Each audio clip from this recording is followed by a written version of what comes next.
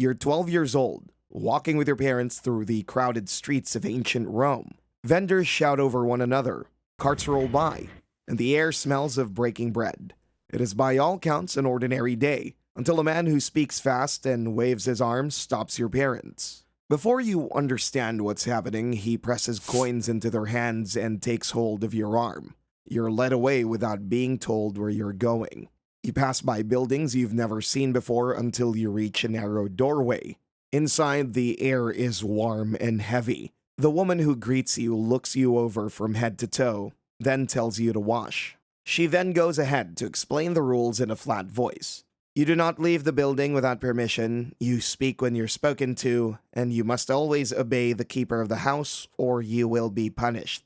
That night, you sleep in a small room with a straw mat and a thin blanket. You can hear footsteps in the hall and voices through the walls. The world you knew has already begun to fade, replaced by this place that smells of perfume, wine, and sweat. You're told that tomorrow will be the start of your training. You're 14. 2 years have passed since the auction, and you've come to know exactly where you ended up, in one of Rome's many lupinaria, brothels that operate behind plain wooden doors on narrow streets. The outside is nothing special, but inside, the smell of oil lamps, wine, and sweat fills every corner. The walls are painted with faded scenes meant to attract customers, and the floor is always sticky from spilled drink. Your work here is not something you chose, and from your first day, you were put to cleaning rooms, serving jugs of watered-down wine, and lighting these small clay lamps in each cubicle. The beds are simple. Thin straw mattresses on stone or wooden frames with a single blanket that's rarely washed. You hear laughter, moans, arguments, and sometimes crying from behind the thin walls. At night, the sound of footsteps never stops. By now, you know the rules. You're told when to eat, when to sleep, and when to work. Coins are handed to the owner, but never to you. You're given food and a pallet in the corner of the storeroom. Other slaves at the brothel avoid speaking about their past. Too many memories, too much pain. But you share glances that say enough. You've learned to keep your eyes lowered and your mouth shut, because anyone who argues risks a bloody beating. You have not yet been chosen for the work the others do with customers, but you can feel that day is coming.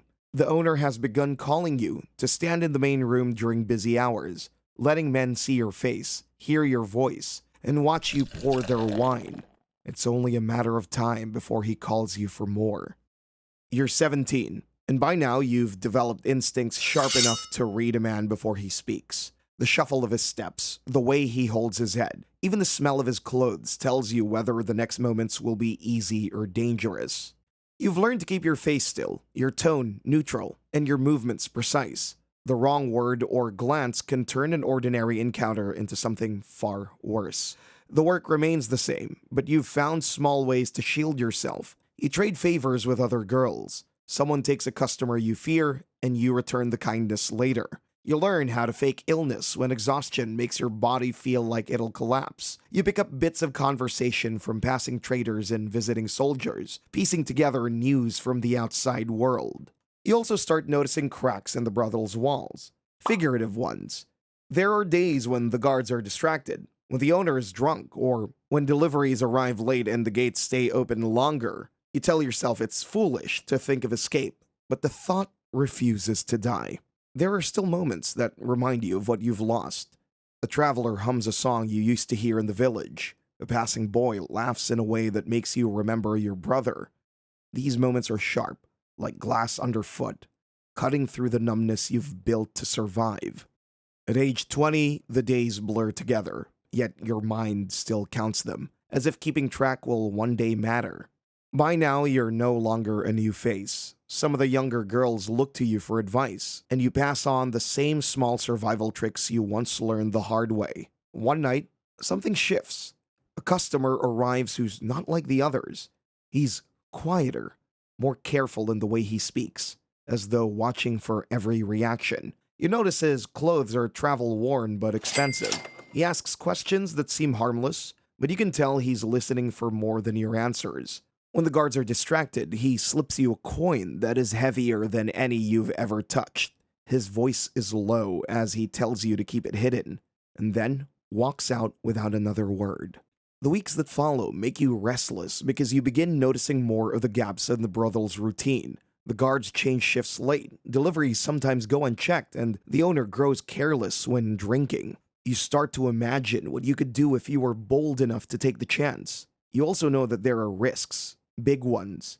You've seen what happens to those who are caught trying to leave. The punishment is meant to break more than the body.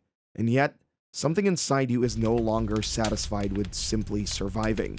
The thought of freedom is no longer a quiet dream in the back of your mind. It has become a steady drumbeat, urging you toward a choice that could either save your life or end it. You're now 22, and the years have worn you into someone harder, but also sharper. You know the rhythms of the place better than anyone else. When the doors are locked, when the guards are distracted, which windows are never fully latched.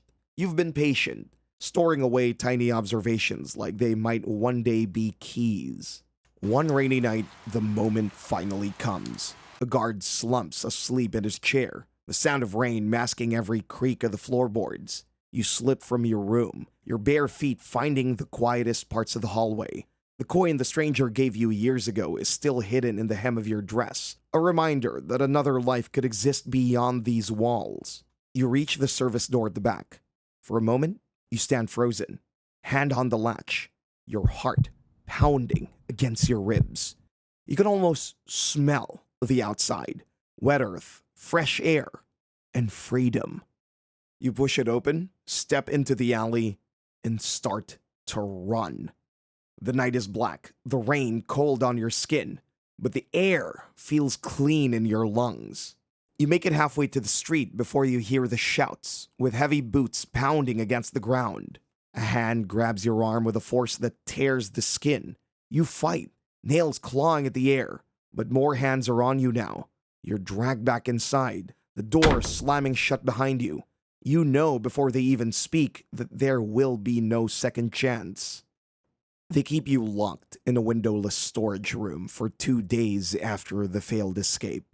No bed, no food, only a bucket in the corner and the smell of damp wood pressing in on you. Every knock on the door feels like the one that'll open to something worse. On the 3rd day, they bring you out. The room is beyond dim, lit only by a single swinging bulb. The matron sits in a chair, her hands folded, eyes empty of anything human. With 2 guards standing beside her, they do not yell nor do they threaten. They simply tell you that what you did has consequences, and that the house cannot afford to appear weak. Then they take you to the basement, where the air is cold and wet. Metal chains hang from the ceiling, the floor stained with things you don't want to name. They tie your wrists above your head and leave you there, the sound of dripping water marking the hours. When the first blow lands, you're ready for the pain, but not for the way it steals the breath from your lungs. By the time they're done, your back is raw and your voice gone. You're carried upstairs like a broken piece of furniture and left in your room without bandages and without water. Every breath feels like it might be your last, but you live, at least for now. You're 23, but you have not been truly alive since that night of punishment a year ago. The beatings, the cold floor, the long hours left without food or water. Your body never fully healed. The pain in your ribs comes and goes, but the weakness never leaves. The brothel does not care. Even when you cough until you taste blood, they send you out to meet men. The makeup hides the shadows under your eyes, and the perfume covers the sour smell of sickness, but it cannot hide the truth. Every touch burns. Every night feels longer than the last. Then the fever comes. At first they think you're pretending to avoid work, so they make you stand by the door and take customers. But soon, you can barely walk, collapsing between encounters. Still, they drag you back to the rooms. Still, the men come. Still, you are used. By the 2nd week, you're too weak to stand. They leave you in a corner bed, where the laughter and the music from the hall reach you like echoes from another world. No one cleans the sweat from your skin. No one brings you medicine. One night, the fever takes your breath, and by morning, you are gone. Your body is carried away in silence, and by evening, your place is filled by another girl. The world outside never knew you existed, while the house keeps moving. Music plays, men laugh, and the lights never go out.